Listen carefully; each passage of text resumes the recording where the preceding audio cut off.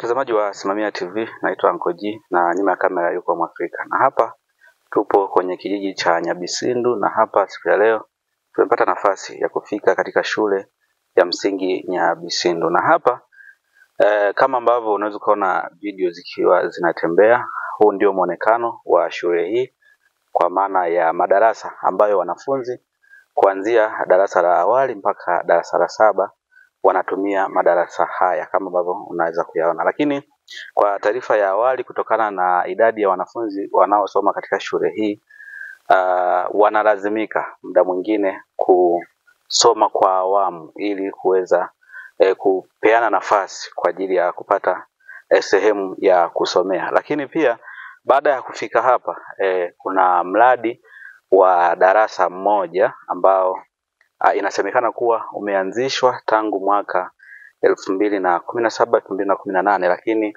mradi huo mpaka sasa hivi wananchi wamejitahidi kuanza msingi, kuanzisha boma na kufika kwenye eneo ambalo sasa wanatakiwa kuweka lenta kwa ajili ya kuendelea na baadaye kuwezeka.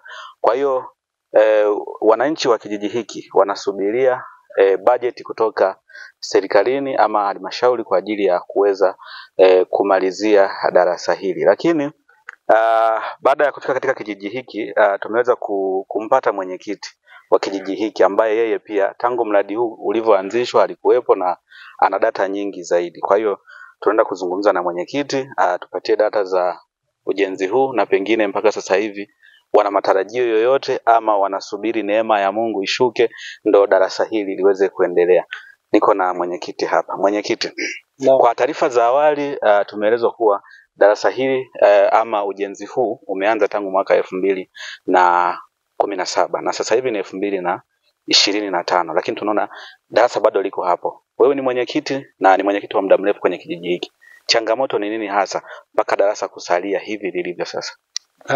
Mheshimiwa mwandishi wa habari, ni kwamba kama unavyoeleza darasa hili limejengwa tangu mwaka 2017-18 na kwa nguvu za wananchi.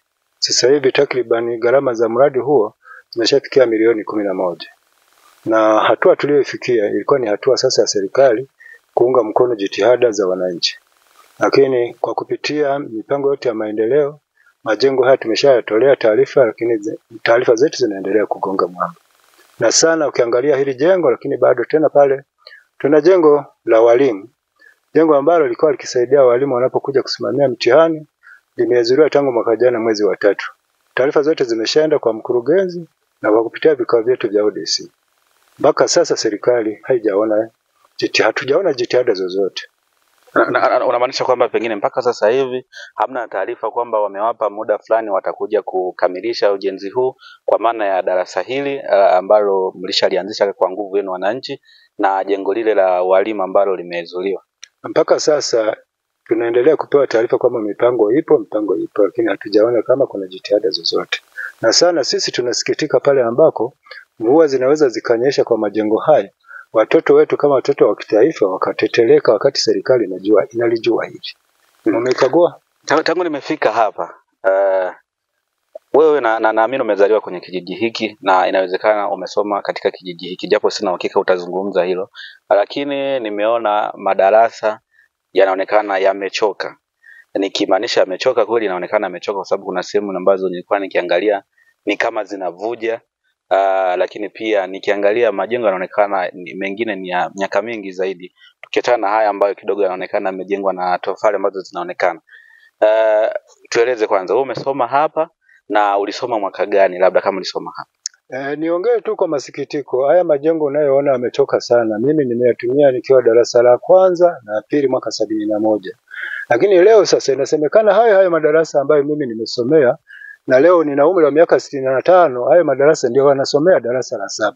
Hivi kweli? Kumbuka tangu mwaka 71 hayo majengo mimi niliyosomea, mimi nimezeheka na umri huu. Hayo majengo kwa sasa hivi yana hali gani?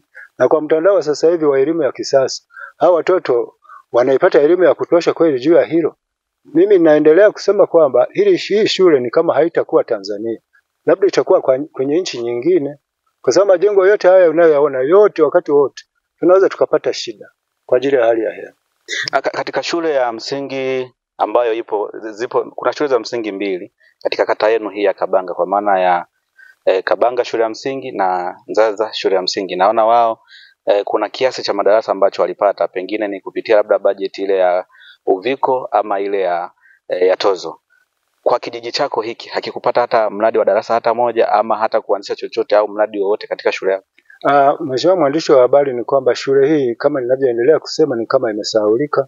Hii miradi yote ya tozo au COVID imepita kwa kijiji cha Kabanga na kijiji cha Murukuku. Kwa hiyo shule hii tena utaiangalia ukizunguka shule zote za shule msingi za kata ya Kabanga, hii ndio iko nyuma zaidi, ambayo iko katika hali hatarishi, ambayo wakati wote serikali inaweza ikasikia matukio ambayo haiwezi ikanasua.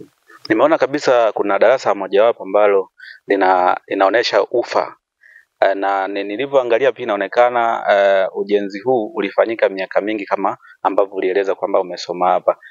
Pengine unapoona ufa ule na kuna watoto wengine labda ni wajukuu zako wanasoma kwenye shule hii, unajisikiaje? Mimi binafsi sijisikii vizuri, na kila wakati ninaliongelea kwenye kikao cha maendeleo cha kata na kutoa taarifa kwa ngazi ya mkurugenzi, lakini mpaka sasa hivi hizo taarifa tunazozitoa hatupati matokeo. Badala yake Mheshimiwa diwani wa kata hii akija kwenye mikutano hutueleza litajengwa, mwaka unaisha. Kwa hiyo awamu yake ya miaka mitano akikuta hii miradi yote iliyosimama miaka yote mitano katika kata hii, kwa kijiji hiki hakuna mradi wote, hela yote ya serikali leo kutoka katika kijiji hiki, aidha cha kuendeleza vyumba vya madarasa au fedha nyingine za miradi ya maendeleo. Kwa hiyo kijiji hiki kimeachwa hivyo hivyo. Tunaendelea kushangaa kama sisi ni tuko nchi ya Tanzania au tuko nchi gani. Na mpaka leo sijisikii vizuri. Tunaenda kwenye uchaguzi, lakini tunapoenda kwenye uchaguzi hali kama hii wananchi tunaomba waione, ili sasa ifike sehemu fulani tuwapate viongozi ambao watakuwa na ushirikiano mzuri ngazi ya kata na ngazi ya wilaya, kuangalia kama tunaweza tukaangalia hii miradi kwa ahadi ya wananchi tunayokuwa tumeitoa. Umesema mmeshavizungumza kupitia vikao vyenu na tayari uongozi wa halmashauri kwa maana ya mkurugenzi tayari pia na taarifa ambaye tunaamini yeye ndo mwenye kuidhinisha pengine kama ni bajeti ya kuja kutengeneza miradi katika shule hii. Mkumbushe sasa kupitia kipindi hiki cha Simamia TV. Mheshimiwa mkurugenzi siwezi kumlaumu sana, kwa sababu mkurugenzi anatakiwa akumbushwe na mheshimiwa diwani, kwa sababu mheshimiwa diwani ndio mwakilishi wa wananchi katika kata na ndio anayeidhinisha mipango yote ya miradi katika kata na kupeleka kwa mkurugenzi. Na kwa mapato yetu ya kata ya Kabanga, sidhani kwamba ndani ya miaka hii mitano tungeliweza tukalia kuhusu vyumba vya madarasa na miradi yote ya vyoo na mambo mengine, kwa sababu mapato ya Kabanga kila baada ya miezi mitatu tuna mapato yasiyopungua milioni 218,220. Kwa asilimia yetu ambayo inaweza ikamsukuma mkurugenzi kuturudishia pato hili, inatosha kabisa kila baada ya mwaka mmoja kupata chumba cha darasa kwa kila shule. Na sasa shangaa, miaka mitano yote imeisha kwa tozo hilo la mapato ya mkurugenzi, fedha hiyo haijafanya jambo lolote katika kata hiyo ya Kabanga.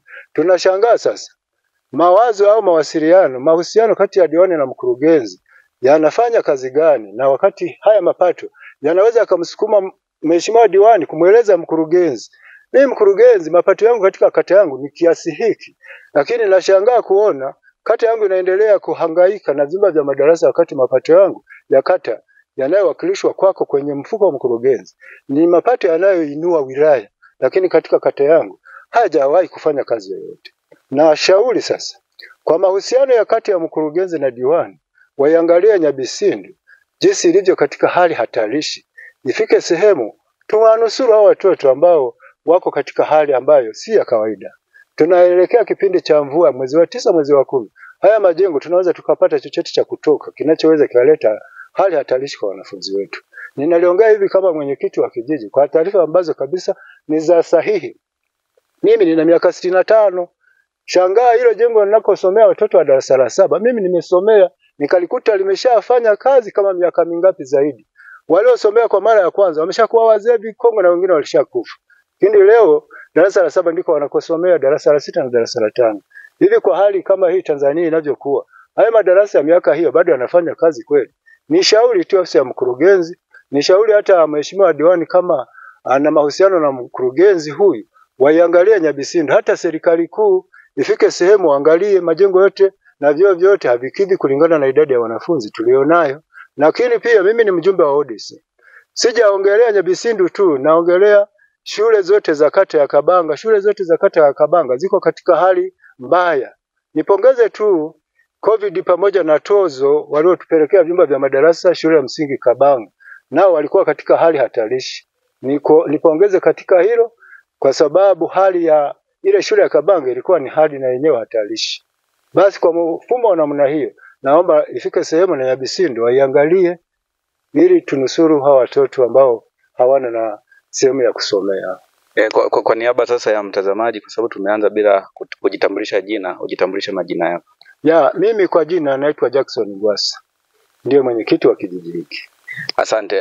Na umejitambulisha hapo kwamba ni mjumbe wa ODC kata ya Kabanga.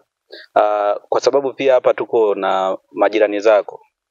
Na nadhani shule hii imepakana kabisa na kijiji jirani hapa cha Juruligwa. Nadhani itapendeza pia tukifika kuangalia hali halisi iliyopo katika shule ya jirani zako hapa. Ni vizuri tunaweza tukaenda na kile kijiji na kiongelea kama ninavyokifahamu vizuri. Kile kijiji kimekuwa na mradi wa kujenga kituo cha polisi. Hicho kituo kimejengwa kwa nguvu za wananchi. Kilikofikia kilihitaji nguvu ya serikali, lakini mpaka leo hicho kituo wananchi wa Juruligwa mpaka leo wanapropose kubadilisha huo mradi. Wakati mradi huo ulikuwa umepropose kiwe kituo cha polisi kwa ajili ya ulinzi wa wananchi. Wananchi wa kijiji cha Juruligwa walikuwa wameinuka kiuchumi, lakini kulingana na wimbi la majambazi la miaka ile walihama, na kile kijiji kinao watu wa wajasiriamali wakubwa. Tulihitaji na hicho kituo cha polisi serikali ikiangalie, ikiwa ni pamoja na miradi mingine kama zahanati pale, kupelekewa nguzo za umeme shule za misingi, hata Nyabisindu ya kwangu upatiwa umeme kulingana na mtandao wa elimu ya sasa hivi ya mfumo ulioko kwa sasa. Umezungumzia kituo cha polisi pale hapo Juruligwa. Kimejengwa mwaka gani? Kituo kitakuwa takriban kina miaka mingi sana. Sitakuwa na kumbukumbu nzuri, lakini hata miaka 10 itakuwa imezidi. Na sasa hivi wananchi wanatamani labda wabadilishe mradi, waweke mradi gani pale? Wao walikuwa wanafikiria kwa kulaumu au kwa kuiwasa serikali. Kwa kuwa serikali haionyeshi jitihada ya hiki kituo kukiongezea nguvu ili kikamilike, basi wabadilishe mfumo wa mradi wa propose mradi mwingine ambao unaweza either ukawaingizia kipato. Kwa sababu jengo lile liko pale halina kazi, lakini nguvu ya wananchi iliyotumika ni kubwa kuliko jitihada za nguvu ya serikali. Nikushukuru sana, tunaweza tukaelekea kijiji jirani hapa. Tunaweza tuongozane tu tukaupate uongozi wa kijiji kile. Asante. Mtazamaji, baada ya kutoka shule ya msingi Nyabisindu, mwenyekiti alituahidi kwamba atatuleta hapa na kweli ametufikisha shule ya msingi Juruligwa, na tunazungumza naye machache tu. Alafu tutazungumza pia na mwenyekiti wa kijiji kwa sababu ametukutanisha naye. Mwenyekiti, sasa tumeshafika hapa. Kwanza ulivyofika hapa ukilinganisha na hali ya madarasa ya kule kwako na hapa, kuna utofauti wowote? Kuna utofauti kwamba kidogo Juruligwa ina unafuu, lakini na yenyewe ina tatizo kubwa linalotaka kuendana na kijiji cha Nyabisindu. Na kitu ambacho nimeendelea kusema kwa kuwa mimi ni mjumbe wa ODC. Kwa mtazamo wa kata nzima kwa miradi iliyotekelezeka kwa kata ya Kabanga, niombe tu nipongeze mheshimiwa mbunge wa Jimbo la Ngara, Mheshimiwa Ndaisaba George Ruhoro. Miradi yote iliyotoka serikali kuu nimpongeze kwa mradi wa maji sekondari ya Kabanga. Nipongeze kwa soko mkakati Nzaza bilioni 2 na milioni 200 zilizotoka kwa ajili ya kutusemea wakazi wa Kabanga. Lakini pia kwa kijiji cha Juruligwa nipongeze ukarabati wa ofisi ya kijiji na kipande cha lami soko la Kabanga mjini na barabara za mitaa. Tukizunguka shule za misingi, ameweza kutumia mfuko wake wa jimbo kukarabati shule za msingi ikiwemo Ngundus, Ibuga na Kabanga aliweka mkono. Hizo zote ni jitihada za mbunge. Maombi kwa mheshimiwa mbunge. Mradi wa maji wa tanki la Kabanga sekondari unaweza kama unaweza ukahudumia kijiji cha Kabanga, Mrukukumbo na Kumuzuza. Kabanga ina vijiji 6. Niombe tu, kuna vijiji vilivyo hatarishi kwa ajili ya ukosefu wa maji.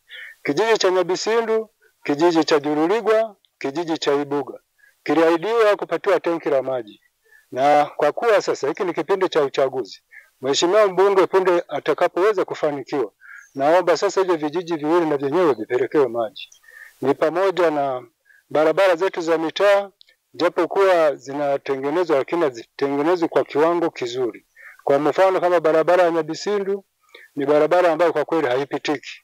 Kila halmashauri inapokuwa imeilima TARURA hawaweki moramu, tunaiacha hivyo. Na barabara zingine kama Ibuga ukitembea barabara zote hazipitiki. Basi nipongeze na mradi wa zahanati ya Juruligwa, jengo la kulaza wagonjwa ni nguvu ya mheshimiwa mbunge. Na nimpongeze katika hayo. Sikuweza kuwa msemaji wa wilaya nzima, lakini kwa mazingira yangu ya Kabanga katika hilo naomba nimpongeze kwa nguvu zote. Na nimuombe tu awezapo kuweza kufanikiwa kurudi awamu ya pili Juruligwa, Nyabisindu na Ibuga. Huo mradi wa maji tunaomba tukumbuke. Asanteni. Nikushukuru sana mwenyekiti, tumekuwa wote kule kijijini kwako na hapa naamini umemaliza yote ya moyoni, na ninakushukuru pia kwa ushirikiano wako kwa sababu umetupokea vizuri kijijini kwako na sasa hivi tuko kwenye kijiji jirani. Tunaomba tunapokuwa tunahitaji ushirikiano na wewe basi unatutupa mkono. Asante.